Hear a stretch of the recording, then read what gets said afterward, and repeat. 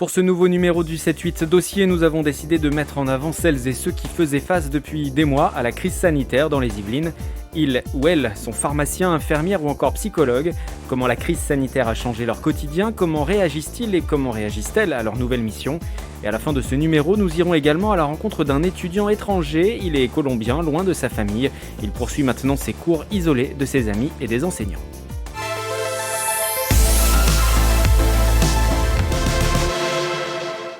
Pharmacienne depuis plus de 12 ans dans les Yvelines, Anna Transeng ne s'attendait pas à vivre une année comme celle-ci. Son métier l'a poussée à prendre des risques au tout début de l'épidémie. Au tout départ, premier confinement, j'avais un petit peu peur parce que j'ai des enfants en bas âge, de ramener le virus à la maison.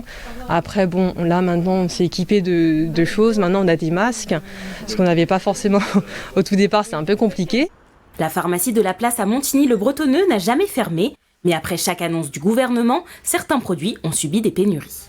Cette année, on passe notre temps à courir après les choses.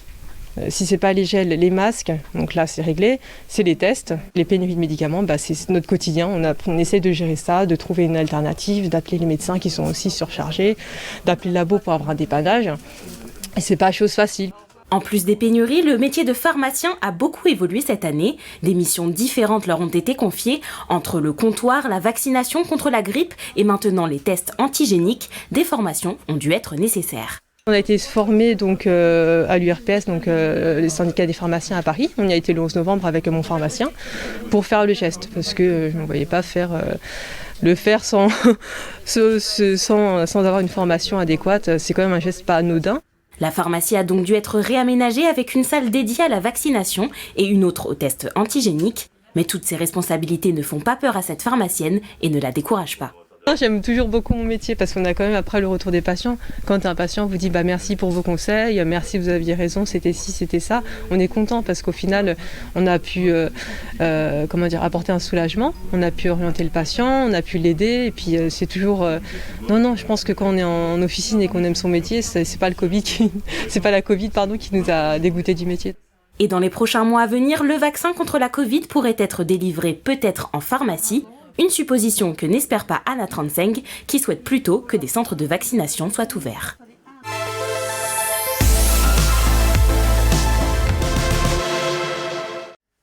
Cela fait 20 ans qu'elle a choisi cette voie. Katia Hamon, ou plutôt capitaine Katia Hamon, est infirmière sapeur-pompier professionnelle au sein de la caserne de Saint-Germain-en-Laye. Pour elle, ce métier était une évidence. Il y a toujours eu que ce choix. Alors l'expliquer, c'est toujours assez compliqué. Il y a toujours eu que ce choix. Je pense qu'on devient infirmière quand on a... Je nous donne toujours cette qualité aux infirmiers, aux soignants. Cette qualité, c'est l'empathie. Je pense que tout soignant qu'on est, de manière générale, on a vraiment ce besoin, alors pas de sauver, ce côté sauveteur, il n'est pas du tout adapté, je le pense, mais c'est cette empathie, c'est cette envie d'être là pour les gens qui en ont besoin. Diplôme d'infirmière en poche, Katia débute alors sa carrière dans le milieu hospitalier. J'ai débuté en service d'urgence et de SMUR, donc c'est pour moi une expérience qui a été indispensable pour être aujourd'hui dans la fonction opérationnelle que j'occupe. Ensuite, j'ai commencé en tant que volontaire, infirmière volontaire. Je côtoyais de manière très régulière des sapeurs-pompiers en intervention. Un jour, un poste se libère, une opportunité pour Katia. Elle rejoint alors les rangs des sapeurs-pompiers professionnels, un nouveau défi, cela fait presque 10 ans. 12-7, parfait. Nous faisons les visites médicales de tous les sapeurs-pompiers du département à une fréquence qui est réglementée. Nous agissons donc dans l'aide médicale urgente au quotidien et également dans la partie soutien sanitaire opérationnel, c'est-à-dire dans des interventions à grande dimension ou à dimension spécifique auprès de nos sapeurs-pompiers. La deuxième mission opérationnelle aujourd'hui, c'est l'officier santé au CODIS. Depuis début février, nous avons une salle unique d'appel, donc c'est la partie 18. On ne peut pas tout savoir. On ne peut pas tout apprendre et tout connaître en une seule formation. Et notre quotidien, en fait, c'est une adaptation continuelle. Et j'apprends toujours dans mon métier, tous les jours. Avec la crise sanitaire, le quotidien de Katia a évidemment changé. Une mission l'a particulièrement marquée. Elle a collaboré avec l'Agence régionale de santé pour effectuer des tests PCR dans les EHPAD durant le premier confinement. Au tout début, la mission, je ne l'ai pas trop dimensionnée. Ça a pris énormément d'ampleur parce qu'on s'est rendu compte qu'on avait des personnes âgées qui étaient enfermés dans leur chambre, alors c'est plus ou moins grand, hein, depuis plusieurs mois, et qui ne voyaient pas leur famille, et que même les soignants venaient très très peu, puisqu'ils ne devaient pas du tout les exposer au Covid. On avait des personnes qu'on venait voir, qui étaient, mais alors, certaines fois, hein, c'était d'une émotion mais terrible, qui avaient les larmes aux yeux. On leur disait, mais on va vous faire un test, et puis après, en fonction des résultats, les portes vont s'ouvrir vers l'extérieur. Donc ça a été une mission prenante que pas par le temps, mais vraiment par l'émotion et par l'humain qu'on pouvait rencontrer. C'est parti. Allez, hop là. Le capitaine a aussi participé à la formation des chiens à détecter le Covid. Elle s'est occupée de récupérer les prélèvements de sueur dans les centres hospitaliers du département. Des adaptations, mais surtout de la passion, c'est ce qui anime le capitaine Katia Hamon.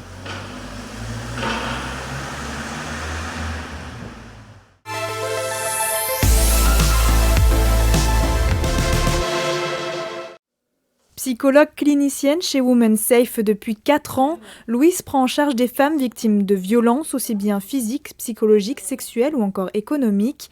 Women Safe dispose d'une équipe complète, elle travaille sur les actions à mettre en place pour aider les patients. Objectif, avoir une prise en charge globale. On a des rendez-vous le matin, on a des rendez-vous l'après-midi, et puis à chaque fin de rendez-vous, on fait une prise de notes sur ce qui s'est passé. On contacte les professionnels extérieurs qu'il faut contacter pour faire du lien et pour faire la meilleure prise en charge possible pour la patiente. Et puis en fin de journée, on a un staff, donc une réunion d'équipe. Et ce qui est super du coup, c'est qu'on fait du pluridisciplinaire et que ça nous permet d'échanger en équipe, infirmières, juristes, masseurs. Lors du premier confinement, une hausse de 250% des femmes accueillies a été constatée, conséquence d'une période qui a vu le nombre de violences augmenter. Ça a été un confinement assez costaud parce qu'on avait beaucoup plus de personnes à prendre en charge. Et donc là, ça se reproduit à peu près aussi pendant le deuxième confinement. Et c'est sûr que c'est pas la même inquiétude pour les femmes quand, disons qu'elles sont déjà coincées chez elles avec un agresseur qui refuse qu'elles partent et qui veut maintenir un contrôle sur elles à tout prix. Mais quand il y a en plus cette inquiétude de pouvoir peut-être prendre une amende quand on sort, etc., ça rajoute de l'angoisse. Dans ce contexte, le travail est plus intensif pour la psychologue clinicienne de 27 ans, mais Louise n'en reste pas moins passionnée par son métier. J'ai la chance de faire quelque chose qui me passionne. À la fois, c'était pas évident tous les jours quand on multipliait les rendez-vous téléphoniques. Avant, en général, j'en fais 6 par jour. Pendant un confinement, j'en fais peut-être 8 par jour aussi à des moments parce que il faut multiplier les appels. Il faut pas passer à côté d'un cas d'une personne qui nous inquiète et pour lesquelles il y a peut-être une situation de danger. Pour ce deuxième confinement, Louise laisse le choix des consultations en visioconférence ou en présentiel pour rassurer ses patientes et ne pas être juste une voix au téléphone.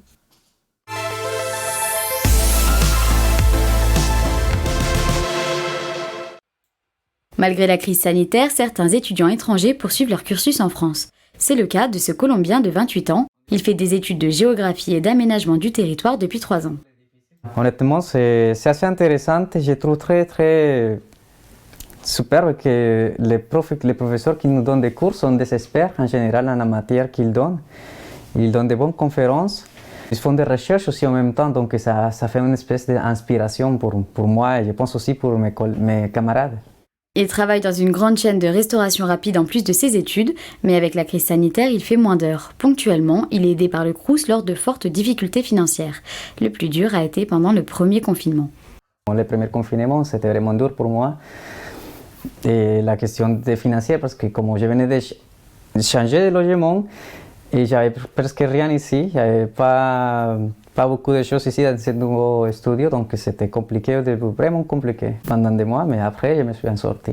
Moralement, il a réussi à surmonter cette période difficile en se plongeant au maximum dans les études. J'ai vraiment profité de ce temps pour étudier, comme je ne travaillais pas et tout ça. Je l'ai profité et c'est à cause de ça que j'ai pu monter mon 12e année aussi. Il n'a pas vu sa famille depuis plusieurs années. C'est par Internet qu'ils peuvent se parler. La solitude est parfois pesante. En fait, j'ai passé 24 et les 31 vraiment très seul, donc c'était un peu dur. De toute façon, je continue à me communiquer avec eux. De quelque façon, j'appelle ma mère directement en Colombie pour savoir comment elle va, ma soeur, mon frère et même ma tante. On appelle toute la famille. Aujourd'hui, il a de nombreux amis en France. Avant la crise, il se retrouvait tous les samedis pour faire du foot et partager un repas. Maintenant, c'est par visioconférence qu'ils se voient. Ses journées sont désormais rythmées par les cours à distance et les promenades avec son chien, en attendant un retour à la normale.